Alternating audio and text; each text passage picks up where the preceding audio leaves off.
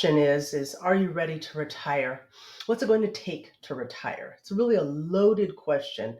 And so this is one where I will give you two quick snippets. One, it's never too late to start planning. Number two, time is your friend. So the earlier you start planning, the better. But again, never too late to get started. One of the things that you've heard me already say is that I'm a financial coach, but I want to explain the difference between a financial coach and an advisor. So, as a coach, think of a basketball coach, a football coach. They're not out on the field or on the court with the player, but they are coaching and they do training and they're helping the players figure out how to execute effectively when they are on the court and on the field. So that's what I do. It's guiding. It's your partnership. It's that person you go to go, hey, tell me how to do. But it's not telling you the answers. You're seeking out the answers for yourself because everybody's journey is different and independent of the other. So again, the coach is a guide, it's a coach. The advisor, that's someone that's good, you really are ready for when you're at the investing stages. And they're going to actually tell you what to do, how to do, when to do. I can give you some of that, but I'm not going to tell you exactly what to do for you. I'm going to give you the tools. That's really the fundamental key difference between a coach and an advisor. So we're going to dive in, but I just want to make sure I set that up for you, just so as we're going, you kind of know what's going on. So who is this video for? It's for teens and anyone there and up. Okay. So the idea is, I said, time is on your side. That's if you're younger, but it's never too late, which is why we want to give some more tools and tips and tricks for how to prepare no matter what age and stage you are. So if you're a teen, I've created a video for you. Go ahead and check it out. I put the URL down below. It's about how to become a millionaire by the time you're ready to retire, which I think the article says 67, but it can be up to you how soon based on how much you're able to save. So anyway, go check that out. I think you're going to enjoy it. It gives you some good inspiration for if you do a little bit now over a short period of time, you won't panic when you're in your later years. So go ahead and check that out. The rest of us, we're going to dive into more of the planning tips that are good for you no matter where you're at in your age and your planning, because this will be foundational.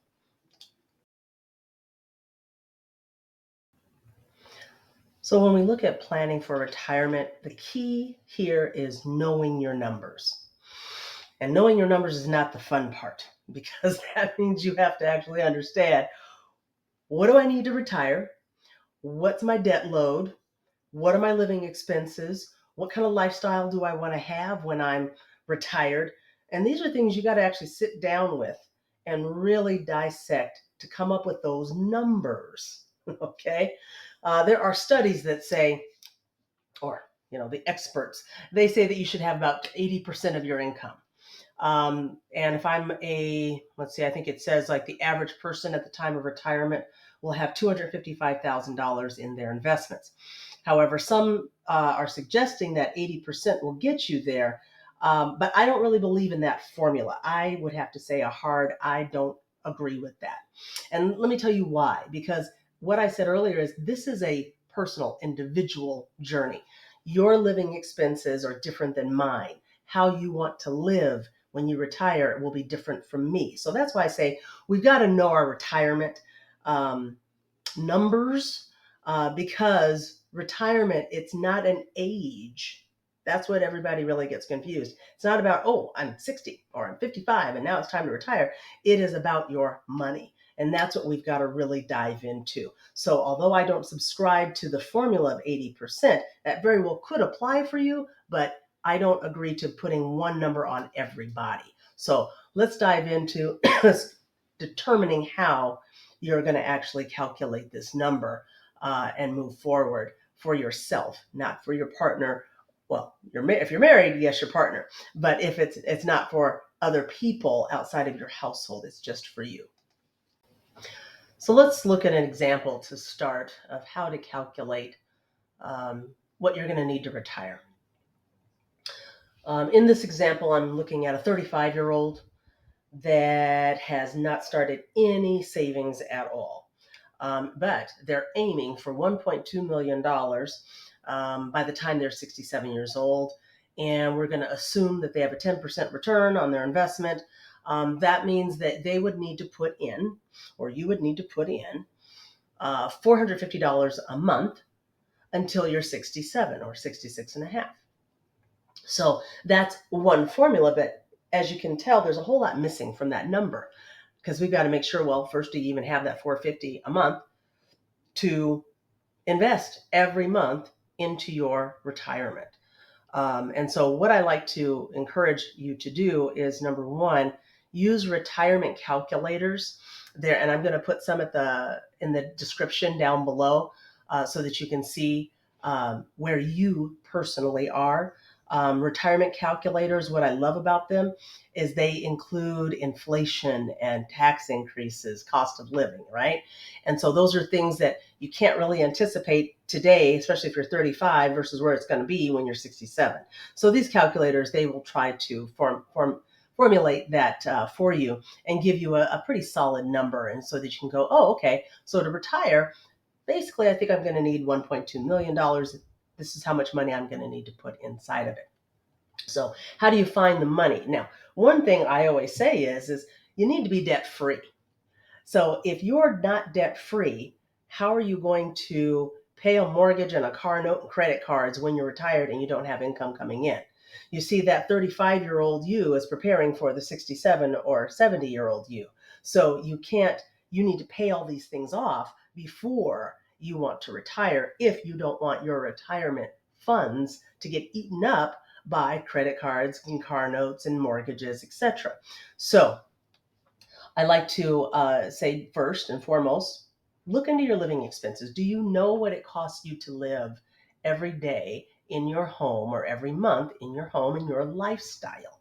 Okay, so you want to look into what is that. You want to calculate your monthly expenses and annual. That way you can have a good understanding of what it's going to look like when you retire. So I may not have an hour commute anymore when I retire because I'm not going back and forth. I won't have that wear and tear on my car. I'm not going to have to do the dry cleaning. I'm not going to have to do this and that and thus. So you have to calculate and understand what all that is. You also want to think about, okay, well, maybe I have a housekeeper now, or I have a private cook, or I have a driver. These are things that you may go, I want those in retirement as well.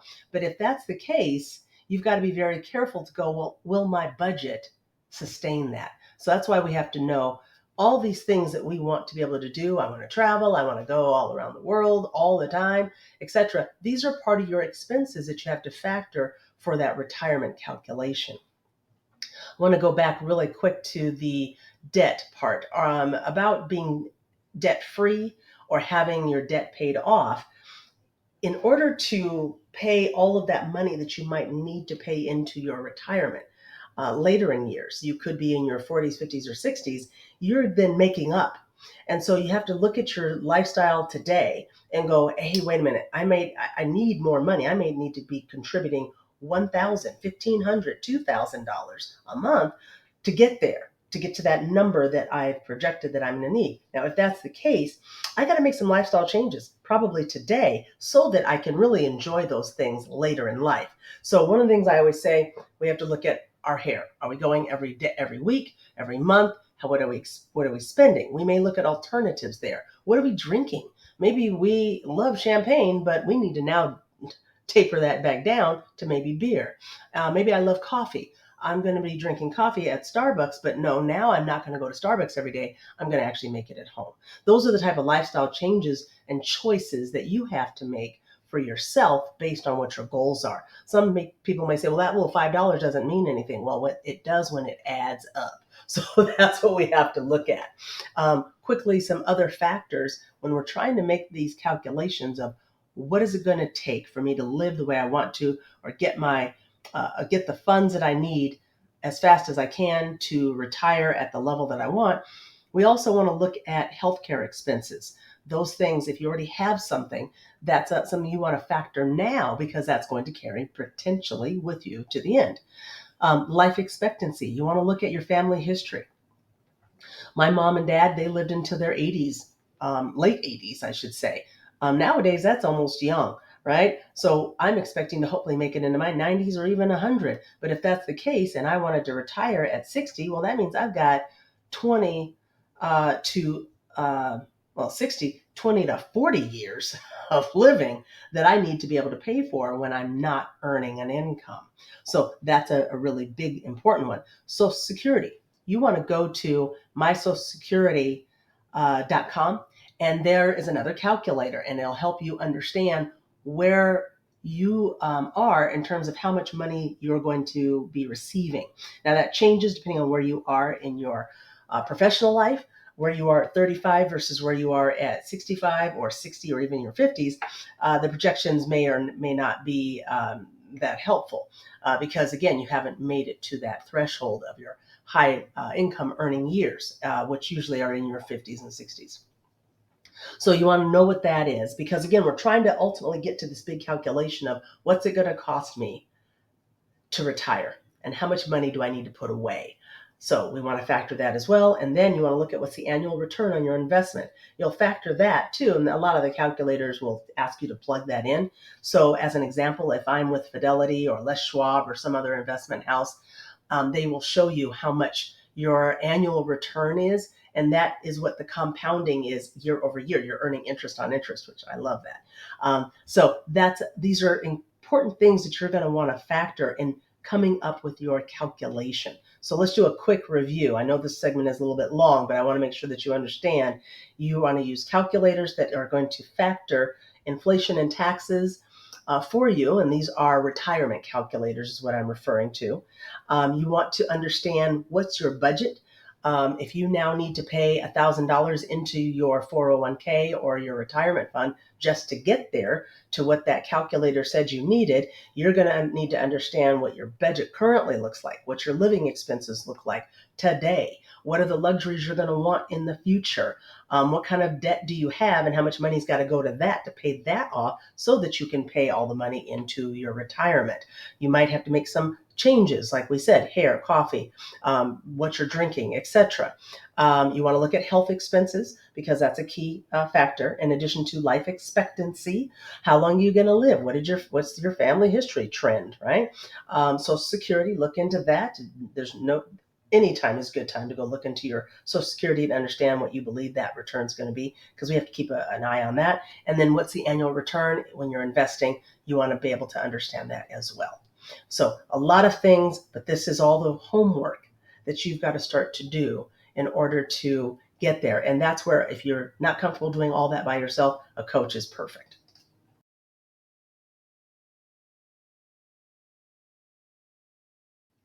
I want to dive into the investing side just a little bit. Again, we're not going to tell you how to invest, but I want you to understand the tools that are available to you, and I want to make sure you kind of understand some of the basics. So, one there is the traditional 401k. It offers a significant tax benefit. Contributions, this is the key, are made with pre-tax dollars, reducing your taxable income. For this 401k contribution, it is deducted before taxes, meaning you defer taxes until withdrawal later. So you're putting the money in, it's compounding, but when you pull it out later, you got to get taxed. The one that I really love is the Roth IRA. So if you have access to a Roth or just want to establish your own Roth, if your employer has it, this is one where it's after taxes. So you have paid taxes on the money, and now it's going to go into the account so that when you pull it, when you retire, it's already taxed. So that one's really good. And it also still lowers your current tax bill. But I want you to really understand the Roth is really a good friend if you have access to it, especially through your employer. So speaking of your employer, the employer match. This is free money. In short, it's free money. Free money because if they say the minimum is to get the match is 5%, well, then you put in that 5% as fast as you can because then they're going to put on 5%. So now what do you have? You actually have equivalent of 10% of your investment. Every employer doesn't do it, but you certainly want to look into it to see if they do. One of the things that I want to also cover for you is that these are things you have to research because everybody's different and where your money is, it may be more important to do just your traditional 401k. And maybe you want to go, well, I don't want to do the Roth because later I have a different scenario going on, or I want to just defer my taxes. But you see how that's a personal choice. My recommendation, I would coach you, is to definitely go with the Roth. So you want to just look and see so that you understand what the difference is. Now we're gonna transition into compounding interest. So when you're investing money, that's the beautiful thing, the gift is compound interest. So let me see if I can give you some good examples on that. We talked about putting money into a 401k or savings. But now we got to talk about, well, how does it grow faster, and what's the benefit of investing? And the beautiful thing is compounding interest. It's the best thing ever, because it's essentially money that is growing for you. It's calculated on the initial investment, and then it's going to give you a percentage of an increase. So, as an example, you put in $1,000. It's going to, let's just say you only have a 1% interest, right? Which is what most savings accounts are doing, but they don't work the compounding way. But you're going to have $10 that you're going to earn on that $1,000 at 1% annually. Okay. In the second year, though, you're going to earn 1% on the principal plus the interest. So you're going to have $10.10.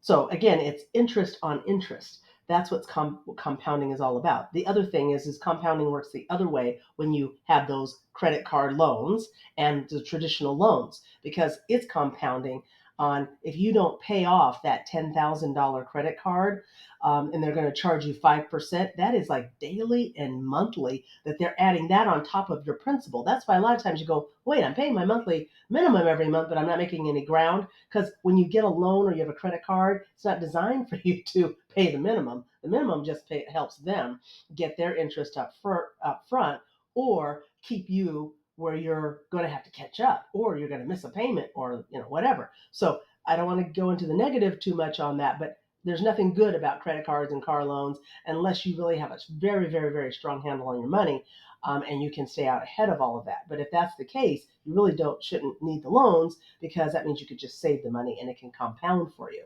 So again, that example is $1,000 in your account at 1%.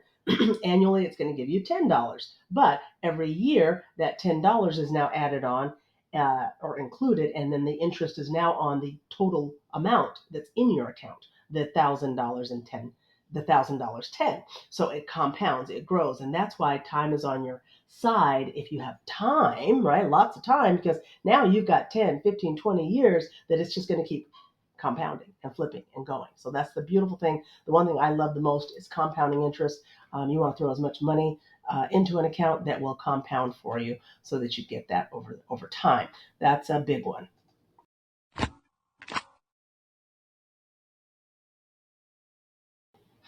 I need to go back and make sure I give you a good definition here on the difference between an IRA, an individual retirement account, and a 401k, which is what your employer does. So the IRA, it is very similar to the employer-sponsored 401k, but you open a fund. You're going to open it, you're going to fund it, and you're going to manage it. And you can do that by going directly to an investment house like Fidelity or Les Schwab or whomever you so choose. And the 401k, as I said, that is a retirement savings plan that lets you invest a portion of each paycheck before taxes, and it's and deducted depending on the type of contribution that you're making. So again, the employer managed investment, that's your 401k. An IRA is an individual, meaning you, retirement account that you go to the bank and you set up, etc. One other quick tip that I want to share before we wrap this up is you want to go in a certain order. So remember when I said if your employer has a match program, so they have a 401k program, that's fine. But if they have a match, you do that. You put all the money you can in the match. Then if you don't have that, then you just do the regular 401k. And then if you can't do that, you want to also look into within your employer's options if they have a Roth IRA within the 401k structure, because that's the one, again, it's taxed so that you don't pay taxes later. And then there's, of course, your traditional IRA and investment account. So just wanted to circle back on that, just so that you're clear about the difference between the two. But now, in conclusion, we're planning for retirement. Are we ready for retirement? We've got a laundry list of things that I've outlined that you really do need to look into for yourself. I say do it with a coach, do it with a family member or a friend, but you've got to, or your spouse, but you got to look into knowing your numbers. I think that's the most important thing that I could have shared with you today, is to get in and find out, what are the numbers? What am I going to need for retirement? What's my debt load look like that is really robbing my retirement? Right? I want to get rid of that debt so that I have even more money to throw into my savings and my retirement accounts. I don't want to retire with a mortgage and a car note and a bunch of credit cards, right? So our goal is, if you need help with budgeting, definitely let's get that under control, or reach out to someone to help you. So that's the budget, to help you get rid of the debt, to then set you up to invest. So I hope that you guys have found this helpful. It's a lot to do, but man, if you spend the time now and do it, and you know your numbers, and don't put your head in the sand like an ostrich, you will at least go informed, and you'll be moving with intention. You'll be able to make easy decisions. It's very easy to make decisions when you see it in black and white, that, hey, this is how much money I'm blowing, or this is how much debt I have, and this is how much money I need for retirement. So I want to, again, open myself up to be available to you all. If you're looking for a financial coach, don't hesitate to give me a call. I would love to get you started and be that cheerleader for you, and just give you some guidance on getting your budgeting and your finances under control, to set you up to be good stewards of your money, as well as invest in your future, which should be retirement. So all the information is going to be down below.